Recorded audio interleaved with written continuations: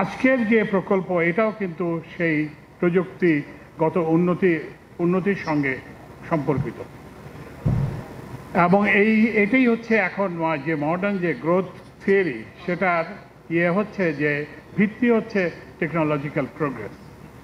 Technological progress এই জন্য আরও প্রয়োজনীয় যে আমাদের মনে রাখতে হবে আমাদের কিন্তু খুব একটা সম্পদ নাই, আমরা উই আর রিসোর্স পুয়ার। আপনি অন্যান্য দেশে দেখেন নানান সব জিনিস, আমাদের কিছুটা গ্যাস ছিল প্রাকৃতিক গ্যাস, সেটাও এখন ফুরিয়ে আসছে। উল্লেখযোগ্য মানব সম্পদ ছাড়া আমাদের উল্লেখযোগ্য খুব একটা প্রাকৃতিক সম্পদ আর নাই। তো সেক্ষেত্রে এই যে প্রযুক্তিগত যে উন্নতি, সেটা দিয়ে আমাদেরকে এগোতে হবে। এই সম্পদের সীমাবদ্ধতার সঙ্গে আরেকটা বিষয় সেটা হচ্ছে জড়িত, যে আমাদের তো এমনিতেই সম্পদ কম, কিন্তু আমাদের এই সম্পদেরও আমরা সুষ্ঠু ব্যবহার করতে পারছি না দুটি কারণে। একটা হচ্ছে দুর্নীতি, আপনারা সবাই জানেন, আরেকটা হচ্ছে অপচয়ের কারণে। তো এখন এই যে যদি আমরা দুর্নীতি কমাতে পারি, যদি আমরা অপচয় কমাতে পারি, যদি আমরা টেকনোলজিক্যাল প্রোগ্রেসকে এমব্রেস করতে পারি, তাহলেই কিন্তু আমাদের এই যে বিপুল জনসংখ্যা আর জন্য গ্রোথ, এটা অ্যাচিভ করা এটা খুব একটা সহজ কাজ নয়, সেই কাজটা সম্ভব হবে। বাংলাদেশ পেট্রোলিয়াম কর্পোরেশন বাংলাদেশের জ্বালানি তেল আমদানি করে ভোক্তা পর্যায়ে পৌঁছে দেওয়ার জন্য দায়িত্বপ্রাপ্ত একটি প্রতিষ্ঠান। এই প্রতিষ্ঠানটি তার 3টি মার্কেটিং কোম্পানি পদ্মা, মেঘনা, যমুনার মাধ্যমে করে থাকে। আপনারা দেখেছেন বিভিন্ন জায়গায় আমাদের ডিপো আছে, সেই কাজটি করে।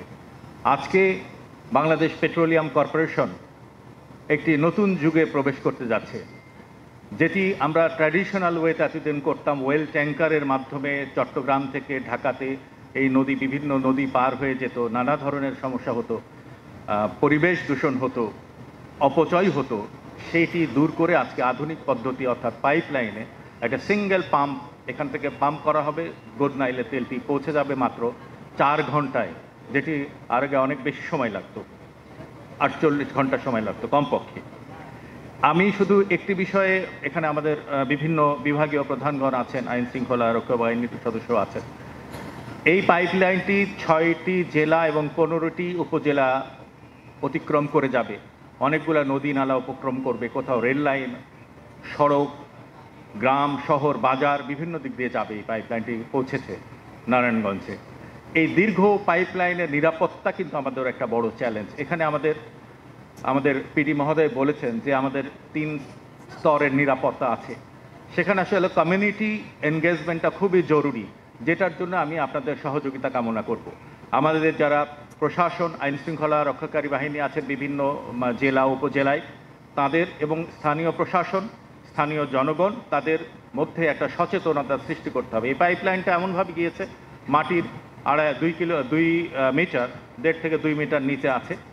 আসলে এখান থেকে তেল বের করে নেওয়া যাওয়ার কোনো উপায় নাই। এই জিনিসটা যদি সাধারণ মানুষ বোঝে তাহলে সেখানে যাবে না। সারা পৃথিবীতেই যেখানেই, বিশেষ করে অনুন্নত দেশে বা উন্নয়নশীল দেশে নতুন যখন পাইপলাইন স্থাপন হয়, তখন একটা ওই পাইপলাইন থেকে তেল চুরির একটা প্রবণতা দেখা যায়। মনে করে যে ওখান থেকে বোধহয় ফুটা করে আমি তেল নিয়ে যেতে পারবো। এটার কোনোই সুযোগ নাই। এই জিনিসটি আসলে আমাদের প্রচার করতে হবে। আন্তঃমন্ত্রণালয় বিভিন্ন সভার মাধ্যমে আমরা এটা করার চেষ্টা করেছি, আমরা শুরু করেছি। আমি এই সুযোগে একটু বিপিসির কিছু সফলতা আছে 2-1 লাইনে আমি বলতে চাই, যে আমরা যে এসপিএম প্রকল্পটা যদি একই সাথে চালু হয়ে যায়, এরপরে হয়তো ডিসেম্বরে হবে।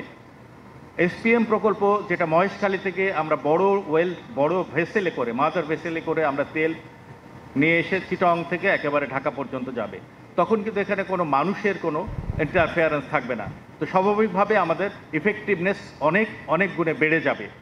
বিপিসি যে তেল আমদানি করে বিক্রয় করে, এখানে আমাদের একটু বলতেই হয়, আমাদের মাননীয় উপদেষ্টা মহোদয় একেবারে প্রত্যক্ষ নির্দেশনায় এবং উনি যে বিষয়গুলো ক্যালকুলেশন করে আমরা যে টেন্ডার ডকুমেন্ট, আমাদের G2G ডকুমেন্ট কিছু চেঞ্জ করার কারণে গত 1 বছরে শুধু তেল ক্রয়ের ব্যাপারে প্রায় 1400 কোটি টাকা সাশ্রয় করা সম্ভব হয়েছে।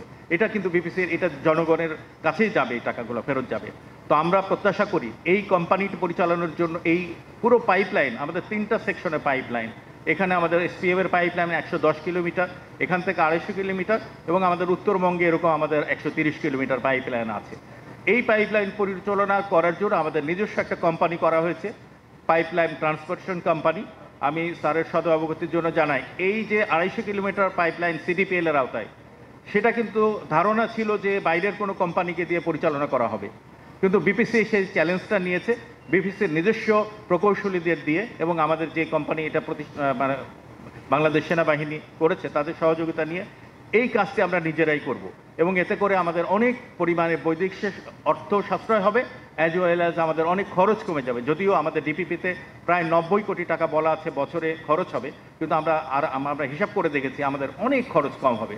তো এটা আমাদের একটা, আমরা যদি ঠিকমতো চালাতে পারি সেই আমি প্রত্যাশা রাখি। আমি বিশেষ করে ধন্যবাদ জানাই এই প্রকল্পটি অত্যন্ত সফলভাবে বাস্তবায়ন করার জন্য বাংলাদেশ সেনাবাহিনী এবং বাংলাদেশ সেনাবাহিনীর 34 এবং 24 নিতে পারি। আজকে যে জ্বালানি তেলের যে পরিমাণ এখানে হবে সেটা হচ্ছে আমাদের টোটাল যে ডিজেলের চাহিদা তার মাত্র 35%।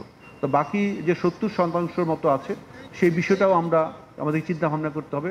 সেই জন্য আমরা আরও হয়তো বা পাইপলাইন ভবিষ্যতে আমরা পরিকল্পনা থাকতে হবে, যেটা আমরা কীভাবে আমরা আরও অন্যান্য জায়গাগুলিতেও জ্বালানি নিরাপত্তা নিশ্চিত করার জন্য এই পাইপলাইনগুলি আমরা করতে পারি। আর সেই সাথে আরেকটি বিষয় লক্ষণীয় হলো যে আমাদের জ্বালানি নিরাপত্তা যে শুধু পরিবহন নয়, আমাদের স্টোরেজ ক্যাপাসিটি বাড়ানো, রিফাইনারিকে নতুন রিফাইনারি চালু করা এবং সেই সাথে আমাদের যে এলএনজি সাপ্লাই বা এলপিজির জন্য অন্য কাজ করা, এর দামকে কমিয়ে আনা, এই সমস্ত বিষয়গুলি আমাদের চিন্তাভাবনার মধ্যে আছে। তো আমরা এইগুলির মাধ্যমে আসলে সম্পূর্ণভাবে আমাদের দেশের জ্বালানি নিরাপত্তাকে নিশ্চিত করতে চাচ্ছি। আরেকটা হচ্ছে যে আসলে এই যে টোটাল কার্যক্রম, এই কার্যক্রমের সাথে আমাদের যে 24 ইঞ্জিনিয়ার্স ব্রিগেড, তাদেরকে আমি ধন্যবাদ জানাচ্ছি। পিটিপিএলসি নতুন আমাদের একটা সংস্থা তৈরি হয়েছে ট্রান্সমিশনের জন্য, তাদেরকে আমরা ধন্যবাদ জানাই। আশা করি তারা ভালোভাবে কাজ করবে এবং তারা যে প্রযুক্তিগুলি তারা ঠিকমতো আহরণ করতে পারবে বাংলাদেশ সেনাবাহিনীর কাছ থেকে, যাতে ভবিষ্যতে এটা যদি কোনো ধরনের বিপত্তি এড়ানো সম্ভব হয়। সেটাই Bangladesh petroleum corporation, Padma oil company, তাদেরকে আমরা ধন্যবাদ জানাচ্ছি।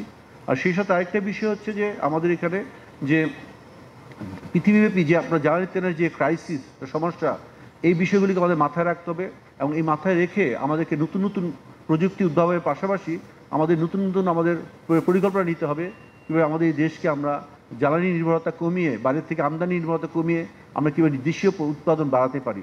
সেজন্য আসলে আমরা সবাই একসাথে কাজ করব, আমি প্রত্যাশা ব্যক্ত করছি। সেই সাথে একটা সার্থক সুন্দর একটি প্রকল্প উপহার দেওয়ার জন্য এবং এটা